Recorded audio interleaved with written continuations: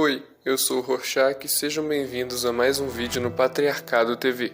Hoje nós vamos falar sobre aquele assunto que todo mundo gosta e se você não gosta, sai daqui. Não sai não. Você vai passar a gostar a partir desse vídeo.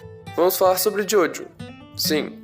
E seguindo o último vídeo que fizemos sobre, que falamos da parte 1, hoje vamos falar sobre a parte 2. E eu trouxe o Punisher para falar do assunto comigo. E aí, pra você que está assistindo esse vídeo, eu sou o Punisher fazendo uma ponta aqui no vídeo do meu patrão Rorschach. Sim, hoje falaremos de Jojo Parte 2, Battle Tendency.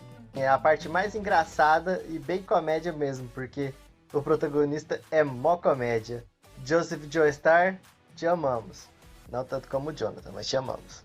Então vamos lá, eu vou começar falando aqui o que eu acho da parte 2. Seguinte, a parte 2, como eu já falei, é a parte que tem mais comédia, mais zoeira. Mostra o Joseph totalmente jovem, mostra ele começando a descobrir ainda usar Ramon, porque ele já sabe usar Ramon de nascença, vamos dizer assim. Quando ele fica meio bravo, ele consegue usar o Ramon já, não como seu antecedente, que teve que treinar pra caralho pra poder aprender e usar o Ramon. Nele já tá no corpo dele. Nisso, ele tá em Londres até então, conhece um moleque na rua que os policiais tá pegando o moleque lá, e ele vai lá e salva o moleque, usa o Ramon numa garrafa de Coca-Cola e dá um susto nos polícia lá. É isso aí. E no geral eu gosto bastante de Jojo Parte 2, porque como eu já falei, é comédia, é zoeira pura. O protagonista, o Joseph, ele é um cara muito legal. E na dublagem que a Netflix fez, a única coisa boa que a Netflix fez até hoje foi colocar ele na voz do Briggs. Ficou perfeito ele na voz do Briggs. Cara, assim, casou certinho a voz do Briggs com o Joseph. Joseph novo, né? Na parte 3 que o Joseph volta, troca o dublador por causa que ele envelhece. Mas enfim, é muito legal, ficou muito interessante. Casou certinho as vozes. Mas é assim, vou passar a bola pro patrão. Ao longo do anime, o Joseph descobre os segredos do seu passado e da luta de sua família contra o Dio através do sequestro do Speedwagon que acontece, onde ele vai parar numa fortaleza alemã de experiências científicas e, bom, vocês sabem como eram os alemães dos anos 30, né? Ao longo da história ele descobre a existência de antigos seres denominados aqui de Homens do Pilar que são super poderosos e que estão por trás da existência da máscara de pedra que criou o Dio. E a direção dessa parte de Jojo é um dos destaques porque é bem dinâmico. Os acontecimentos são instigantes, a temporada não fica uma coisa chata, maçante, você sempre quer descobrir o que vai acontecer mais pela frente. Ele faz uma aposta com eles de que se eles deixassem ele viver por 30 dias, ele os derrotaria. Então ele procura uma mestra chamada Lisa, uma tremenda mulher, e ela treina ele e junto com um cara chamado Caesar, que nós descobrimos que é neto do Zeppeli, lá da parte 1, eles treinam ardilosamente para poderem ficar bons no Ramon e enfrentarem os Homens do Pilar. Exatamente, meu patrão. Eles encontram os deuses astecas seminus. Aí você está escutando isso. O que? Um anime de porradaria, homens seminus? Por que não? Por que não? Joseph tá lá de tranquilão lá, depois desses acontecimentos que o patrão falou, e liberta esses caras. Liberta um deles, né? E o outro liberta os dois mestres dele, que é o AC/DC e o Cars. E o pau começa a comer na porradaria. Só que o Ramon do Joseph é muito fraco, como o patrão falou aí, e ele é obrigado a procurar a mestra dele. E lá ele treina pra caramba e exaustivamente. Literalmente a mãe dele... Opa, olha o spoiler aí. Sim, mais pra frente ele descobre que a Lisa é a mãe dele. Mas enfim, antes dele saber disso, ela faz ele treinar subindo um pilar só com a ponta dos dedos, um pilar todo escorregadinho, todo liso. E ele é obrigado a concentrar o Ramon na ponta dos dedos, ele e o Kaeser, para poder subir nesse pilar e fortalecer o Ramon deles, que até então não era páreo para o dela e muito menos dos Homens do Pilar. Tem um meme que eu fiz um tempo atrás, que eu vou mandar pro Banete pra ele colocar aqui na tela aqui, que é o seguinte, tá escrito assim: ei você aí, não pergunte, suba no carro e vamos matar 3 deuses astecas seminus. Ai. Como ele disse aí, que o anime realmente não te deixa com vontade de desistir. Sabe quando você tá assistindo um anime, por exemplo, que você vê que aquela cena tá maçante, aquele episódio tá chato, e você começa a pular um pouco, quer pular ou quer desistir, dropar o anime? A parte 2 não, a parte 2 te instiga a assistir o próximo episódio. Principalmente com o encerramento, acho que a música chama Roundabout, alguma coisa assim. Que de repente a tela fica de um jeito e vem a seta do lado assim, e começa... Sou péssimo nisso, mas enfim. Só esse encerramento te dá vontade de querer assistir o próximo episódio. E você vê todo o crescimento do Joseph durante a saga dele. Vou deixar o patrão falar, mas pra frente acontece um negócio que faz ele crescer mais ainda como homem. E os acontecimentos que ele descobre com relação à mãe dele mais pra frente, ao amigo dele que acontece um negócio com o Kaiser mais pra frente, só faz ele crescer espiritualmente em força e poder e tudo, entendeu? Ele cresce realmente no meio do anime, você vê isso. E a maioria das pessoas fala assim, ah, mas o anime é esquisito, o anime tem essas poses esquisitas. Cara, isso não é nem metade, isso não é nem 10% da lore do anime. O anime gira em torno de tanta coisa, cada parte completa uma outra totalmente diferente da outra. A parte 1 é uma coisa, a parte 2 é outra coisa, a 3 é outra coisa, a 4 é outra coisa, a quinta é totalmente diferente de tudo. E a sexta ainda, não conheço, mas pelo que eu já sei, é totalmente diferente também. E você fala assim, ah, não completa? Claro que se completa. Cada saga se completa, mas é uma diferente da outra que te faz querer assistir. Mas é isso aí, vou deixar o patrão falar. E sobre as poses também, até parece que você nunca viu um anime com certa estranheza, né? Mas enfim, como o próprio Punisher disse, o Joseph evolui muito como pessoa durante a história. Ele continua com seu jeito malandrão e de resolver as coisas sempre com trapaças super inteligentes, inclusive é isso que torna a parte 2 muito mais divertida. Tanto a personalidade cara de pau do personagem, quanto as soluções incrivelmente bem elaboradas com as quais ele resolve os problemas das lutas. Depois de treinar pra caramba com a Lisa e o Caesar lá, ele enfrenta o AC/DC, ganha dele com dificuldade, né, porque ele é muito forte. Depois eles partem numa jornada e um detalhe é que o Caesar ele tem sido um tremendo babaca durante essa parte.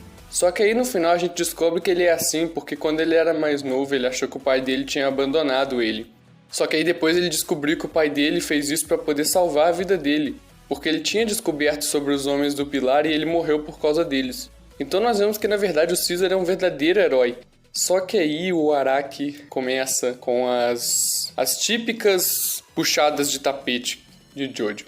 Quando a gente começa a gostar do Caesar, ele enfrenta o Amu, um dos Homens do Pilar também, e acaba se sacrificando para enfrentar o Amu e deixando o último vestígio de Ramon do seu corpo para o Joseph ficar mais forte e poder enfrentar o Kars. Então a gente vê que o Caesar na verdade era um herói e ficamos profundamente decepcionados com a morte dele.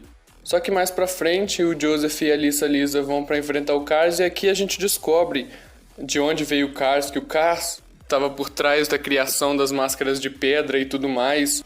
Só nessa parte a lore do anime ela cresce muito, porque aí a gente já conhece muito mais sobre as origens dos poderes do Dio e aquela coisa toda, e a gente vê que o Kars é o verdadeiro responsável por tudo ter acontecido até agora. Então é muito interessante. Daí o Kars pula para a batalha final contra o Joseph e é o seguinte, ele estava atrás dessa pequena pedra chamada Pedra Rubra, que ele precisava para alcançar a forma perfeita, utilizando uma outra máscara que ele construiu.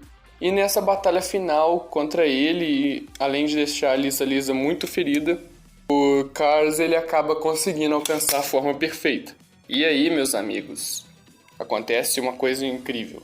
Isso aí, a batalha final é uma batalha estrondosamente maravilhosa.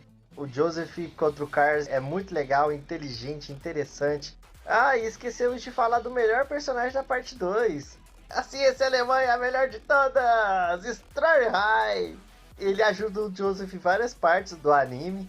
Na batalha final ele ajuda também o Joseph. Ele é um ciborgue. Tira a bazuca da perna, tira a bazuca da barriga. O cara tem arma pra todo lado, e é um alemão, pra não chamar de outra coisa aqui no caso, taxista, que tira arma pra todo lado e é todo reconstruído com a engenharia dos taxistas. E no mais é isso aí, pra não falar mais. Aí a batalha final se esquenta, tá lá lutando contra o Kars perfeito, não consegue pensar em um jeito de matar ele, até que ele usa de sua engenhosidade e malandragem e consegue expulsar o Kars do planeta. Aí o Cars tenta voltar pro planeta, só que ele já deixou a atmosfera do planeta, o espaço já engoliu ele. Ele tenta usar o ar, por causa que como ele virou a criatura perfeita, ele consegue se transformar em qualquer criatura existente no mundo. Ele consegue, tipo, criar asa, criar carapaça no corpo dele, tanto que ele faz isso. E quando ele chega no espaço, ele tenta criar uma saída de ar nas costas dele para ele poder voltar pro planeta. Só que ao ele fazer isso, como está no espaço, o ar congela ele e ele vai vagar no espaço eternamente, porque ele é imortal no caso, né? Joseph foi lançado pelo vulcão, que eles lutam na beira do vulcão. Aí por essa pedra que foi lançada, o Cars foi expulso do planeta e o Joseph tá caindo. Aí nesse exato momento a gente pensa, não, pô, mais um personagem principal que morreu, né? Só que aí a gente tá lá assistindo a avó dele fazendo o enterro dele, a Lisa lá fazendo o enterro do Joseph. De repente quem aparece? O próprio Joseph falando totalmente perdido do que aconteceu. Aí o povo fica espantado de ver ele lá, fala, o que você tá fazendo aqui? Você tá morto? Aí, mas de quem é esse cachorro aí na voz do Briggs? Ai, a voz do Briggs ficou legal demais nesse personagem. Falando lá assim, achei que vocês estão enterrando quem? Aí eles, você, Joseph. Joseph pediu a Suzy Kay em casamento. Aí ele fez um telegrama explicando o que aconteceu, pra todo mundo saber que ele tava bem, inclusive falando que casou com a Suzy Kay, só que ela esqueceu de enviar o telegrama. Aí todo mundo achou que ele tinha morrido. Aí ele explica o que aconteceu depois que caiu da pedra lá, o que aconteceu, ele foi lá, a Suzy Kay cuidou dele, e por isso que eles se apaixonaram e ele pediu ela em casamento. Aí acaba, e a parte 2, não aqui mais ou menos, mas acaba mostrando o final de cada um dos personagens, que foram, como é que fala, destaque na parte 2, e mostra já o Joseph já velho, voltando pro Japão para poder resolver um assunto com o neto dele. Só isso até então. Vou agradecer aqui já ao patrão por ter me chamado para participar desse vídeo. Relembrando, galera, assistam Jojo Bizarre Adventure, é muito bom o anime, vocês vão gostar, sério mesmo. Muita gente fala mal desse anime, mas é gente que não acompanha, gente que não tem saco para assistir, gente que não resolve sentar e assistir mesmo. E também se a pessoa assistir e não gostar, é gosto de cada um.